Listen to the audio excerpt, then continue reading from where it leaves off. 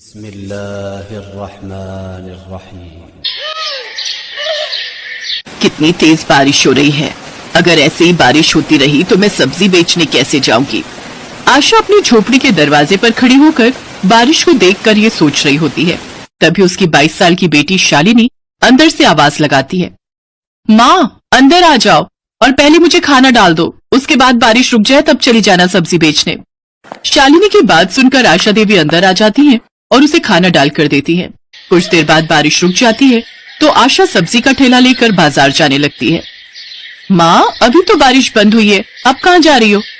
बेटी सब्जी बेचने जा रही हूँ, थोड़े पैसे कमाऊंगी तो राशन की टेंशन नहीं रहेगी और फिर तेरी शादी के लिए भी तो पैसे जोड़ने हैं ताकि तेरा रिश्ता अच्छे घर में कर सकूं। ये बात तो आपने अच्छी कही माँ, मैं नहीं चाहती कि मेरा पति आपकी तरह गरीब हो, बल्कि मुझे तो कोई अमीर घर चाहिए जहाँ मुझे हर खुशी मिल सके। आशा चुपचाप सब्जी बेचने चली जाती है। फिर शाम को थकी हारी आकर खाना बनाती है और बर्तन धोकर रसोई की सफाई करती है, जबकि उसकी बेटी किसी भी काम को हाथ नहीं लगाती थी। ये देख आशा उससे कहती है, बेटी घर के काम सीख लो, आगे जाकर काम आएंगे। माँ मैं अमीर घर में शादी करूंगी ताकि वहां नौकर चाकर हो और मुझे कोई काम नहीं करना पड़े। शालिनी के सपने काफी बड़े थे और उसका ये सपना पूरा भी हुआ। जब वो गांव के जमींदार की बेटी की शादी में जाती है तो वहां अखिलेश नाम के एक लड़के से टकरा जाती है। अखिलेश एक अमीर घराने का लड़का था। शालिनी दिखने में काफी खूबसूरत थी, इसलिए अखिलेश को उससे पहली नजर में ही प्यार हो गया। पार्टी में शालिनी के बारे में जानकारी निकलवाकर वो अगले दिन ही अपनी महंगी चमचमाती गाड़ी में अपनी माँ रमोला के साथ उसके घर पहुंच गया, जहाँ अखिलेश की माँ रमोला आशा को देख कहने लगी, अरे आशा तू, ये तेरी झोपड़ी है? जी मेम साहब। तुम इन्हें जानती हो? हाँ ये तो आशा है जिससे मैं सब्जी खरीदती हूँ। इसका मतलब शालिनी तुम्हारी बेटी है? हाँ मेम साहब, लेकिन आखिर बात क्या है? माँ जी मैं आपकी बेटी को पसंद करता हूँ और उससे शादी करना चाहता हूँ। हाँ आशा, इसने जब से तुम्हारी बेटी को देखा है उससे शादी करने की जिद पकड़ कर बैठा है।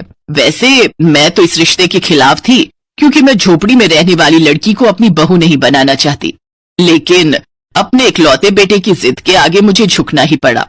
अमीर घर में अपने रिश्ते की बात सुनकर शालिनी बड़ी खुश होती है, लेकिन आशा उससे कहती है, माफ कीजिएगा मेम साहब, लेकिन आपके बेटे की उम्र थोड़ी ज्यादा लग रही है। माँ 8-10 साल बड़ी उम्र होने से कोई फर्क नहीं पड़ता, मुझे ये रिश्ता मंजूर है। बिल्कुल ठीक कहा बेटी। और आशा, जब हम इतने बड़े घराने के लोग तुम गरीबों से रिश्ता जोड़ने के लिए तैयार हैं, तो फिर तुम्हें भी कोई प्रॉब्लम नहीं होनी चाहिए। ठीक है, जैसा आप सबको ठीक लगे। आशा अपनी इकलौती बेटी की शादी अमीर घर में कर देती है। अमीर घर में आकर शालिनी अब अमीरों वाले तौर तरीके सीख लेती है। फिर दोनों हनीमून के लिए गोवा जाते हैं। उधर बेचारी आशा सब्जी का ठेला लगाकर अपना गुजर बसर कर रही थी। फिर कुछ दिन बाद शालिनी का शादी के बाद पहला बर्थडे होता है। अखिलेश एक बड़ी पार्टी ऑर्गेनाइज करता है जिसमें वो अपने दोस्तों को और क्लाइंट्स को भी बुलाता है। जन्मदिन में आशा भी अपनी बेटी को बधाई देने के लिए आती है। बेटी मैं तुम्हारे लिए ये गाजर का हलवा बनाकर लाई हूँ, जन्मदिन बहुत मुबारक हो। उन सबके सामने शर्मिंदा होकर शालिनी गुस्से में आकर कहती है, आप जो भी हो फिलहाल यहाँ से जाइए, लगता है बेचारी की मानसिक हालत ठीक नहीं है। मेरी तो केवल एक ही माँ है और वो मेरी सासू माँ रमोला है। आशा रोते हुए घर लौट आती है। मेरी बेटी अब इतनी अमीर हो गई कि अपनी गरीब माँ को भूल ही गई। छोटी सी थी जब उसके पिताजी उसे छोड़कर इस दुनिया से चले गए थे। तब से सब्जियां बेचकर उसे पाला पोसा और आज मेरी अमीर बेटी मुझे पहचानने से मना कर रही है। ये सब सोचकर आशा बड़ी उदास होती है, लेकिन फिर वो ये सब भुलाकर रोजमर्रा के कामों में लग जाती है और सब्जियां बेचकर अपना पेट पालती है। उधर अखिलेश कुछ दिनों के लिए मीटिंग के सिलसिले में शहर से बाहर चला जाता है। पीछे से रमोला सीढ़ियों से गिर जाती है और डॉक्टर उसे कंप्लीट बेड रेस्ट करने की सलाह देता है। देखिए इन्हें बेड रेस्ट की जरूरत है, अब से आपको ही इन्हीं की देखभाल करनी होगी और इन्हें बिस्तर से हिलने नहीं देना है। ये सुनकर शालिनी को बड़ा झटका लगता है क्योंकि उसकी कामवाली तो पहले ही छुट्टी पर गई हुई थी और अखिलेश भी बाहर था। छी, मुझसे तो इस बुढ़िया की देखभाल नहीं होगी, इसको नहलाना खिलाना डायपर बदलना, छी छी छी, ये सब मेरे बस के नहीं। इसलिए इन सबसे बचने के लिए वो अपनी सास को अकेला छोड़कर कुछ दिनों के लिए अपनी माँ के घर आ जाती है। तू यहाँ अब क्या लेने आई है? ओफो माँ, तुम अभी तक गुस्सा हो। वो पार्टी कोई मामूली पार्टी नहीं थी। उस पार्टी में कई बड़े बिजनेसमैन आए हुए थे जिन्होंने अखिलेश जी को बड़े कॉन्ट्रैक्ट देने थे, इसलिए मुझे वो सब ड्रामा करना पड़ा।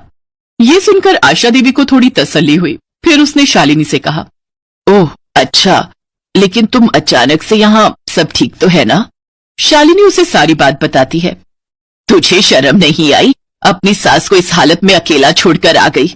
खैर, मैं ये कैसे भूल सकती हूँ, जब जन्म देने वाली माँ की तू सगी नहीं हुई तो उनकी क्या होगी। ये कहकर आशा रमोला के घर चली जाती है, जहाँ वो देखती है कि रमोला बुखार से तप रही है।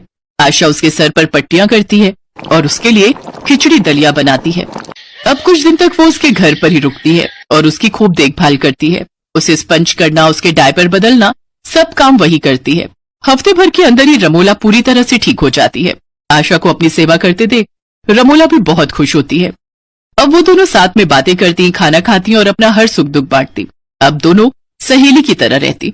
एक रोज, आशा, तुमने जो मेरे लिए किया है ना, वो कोई नहीं कर सकता।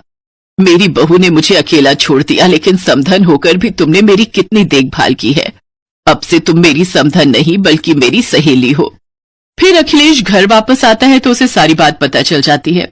उधर रमोला के ठीक होते ही शालिनी भी वापस आ जाती है, लेकिन अखिलेश शालिनी को खूब सुनाता है।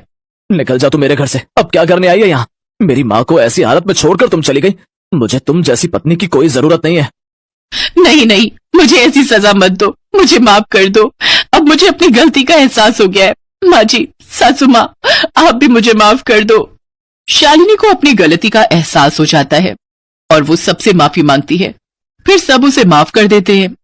लेकिन इन कुछ दिनों में आशा रमोला की अच्छी सहेली बन जाती है और जब आशा अपने घर जाने लगती है तो रमोला उससे कहती है, आशा, अब तुम कहीं नहीं जाओगी, तुम अब यहीं हमारे साथ रहोगी। लेकिन भला मैं अपनी समधन के घर कैसे रुक सकती हूँ? समधन के घर ना सही, अपनी सहेली के घर तो रुक सकती हो ना। आज से हम समधन बाद में, लेकिन सहेली पहले हैं। और इस तरह एक गरीब समधन अपनी अमीर समधन की सहेली बन जाती है। अब वो सब एक ही घर में एक साथ खुशी खुशी रहने लगती हैं।